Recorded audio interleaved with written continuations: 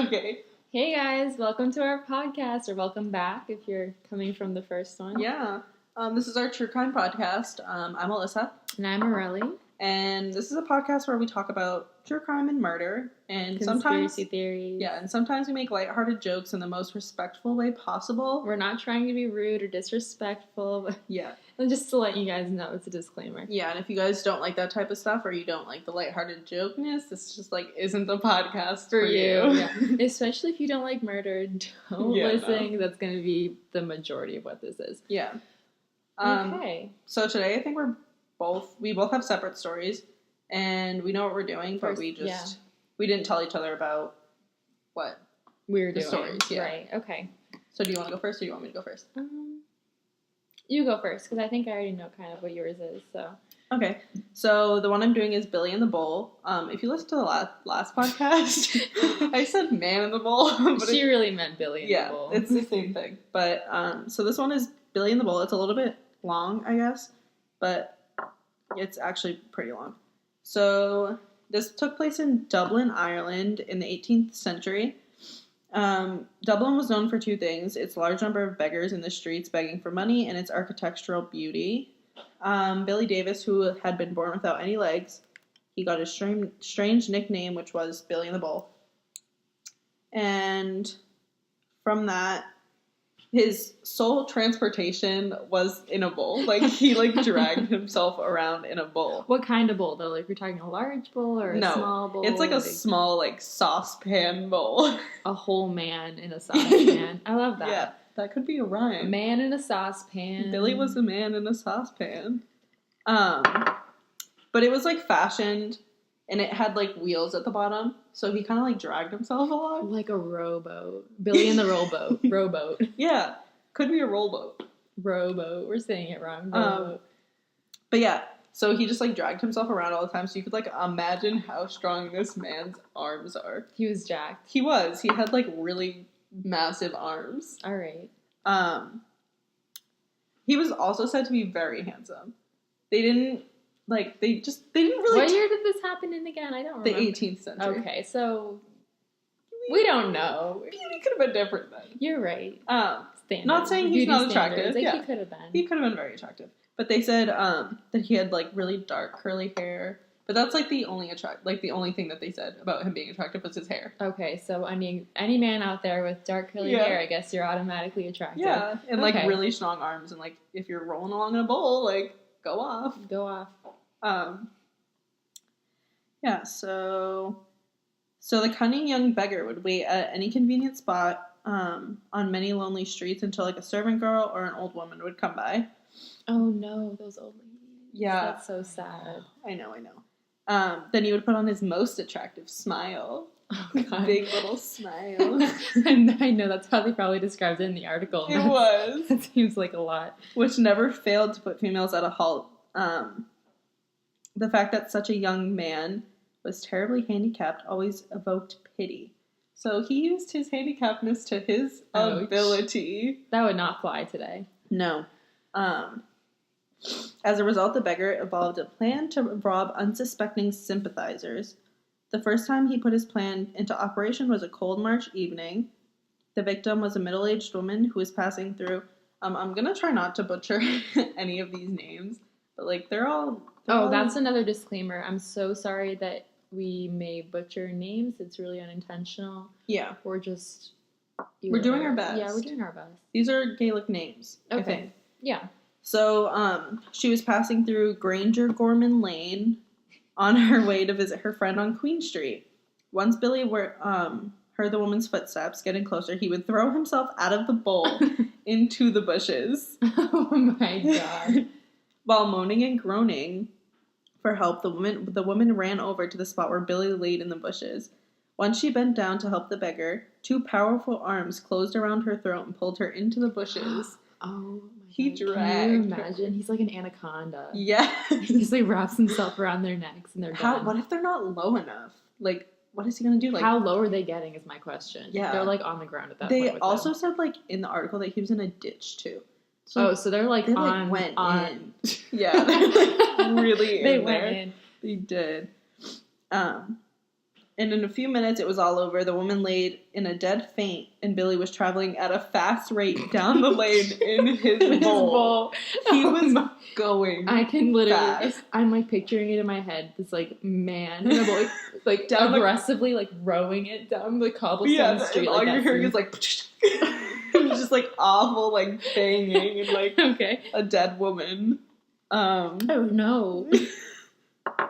An hour after the robbery, the woman was found in a distressed condition, but failed to give any description of her assailant. So she wasn't dead. She was just she out was like cold. she was. He like basically knocked her out. Oh god. And again, the beggar carried out with his robbery plan, always shifting the place and attack on different parts of Granger Gorman and Stony Batter. So he wasn't like he was on the move. He like didn't always go in this one spot. I feel like that'd be too predictable. Yeah, I feel like people would definitely catch on. So he was, not only was he handsome, he was smart. He was a smart man. He was the full package, everyone. He was. On one occasion, Billy and the Bull tried his tactics on a sturdy servant girl. Oh my god, they might as well have just said she was heavy. Yeah. Who put up such a vigorous resistance that he was forced to strangle her. Yes. Well, I mean, no, not yes, like he strangled her, but like, yes, she like like fought struck, him. Like, like you go, sturdy servant girl. The sturdy girl. This must have...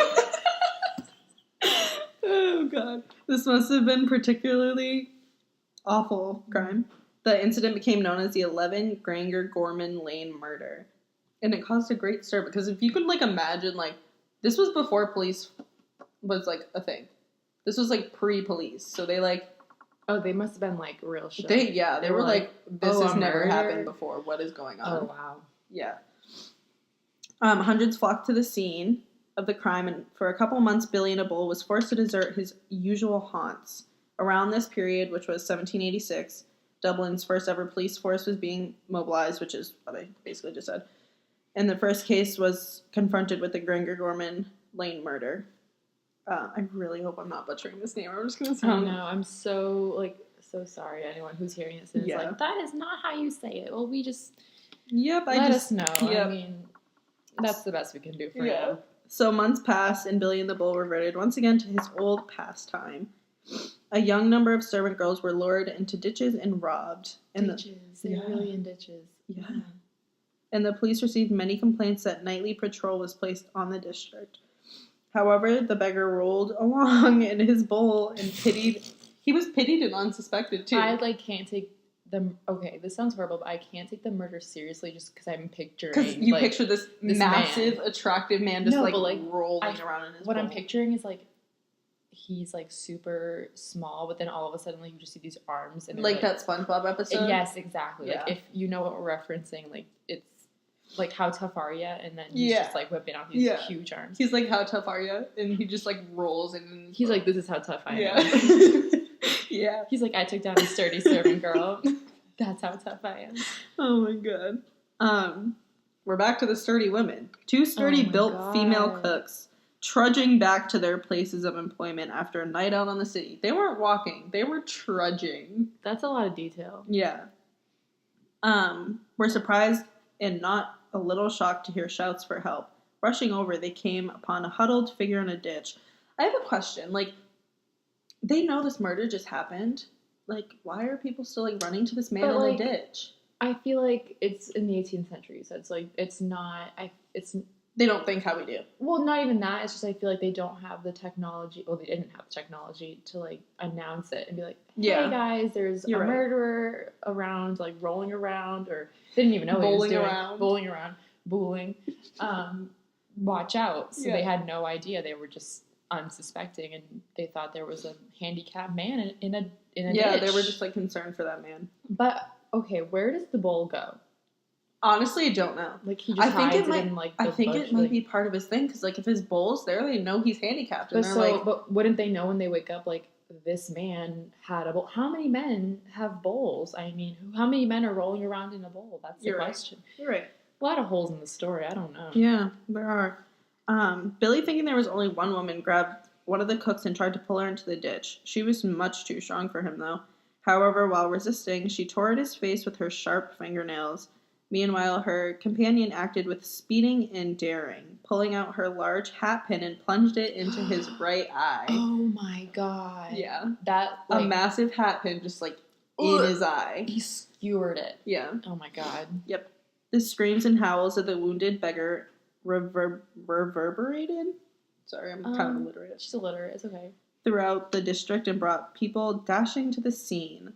Among them was a member of the nightly police patrol who promptly arrested groaning Billy. So he was arrested. It's about time. I know. He's done enough. You do think he got away with enough.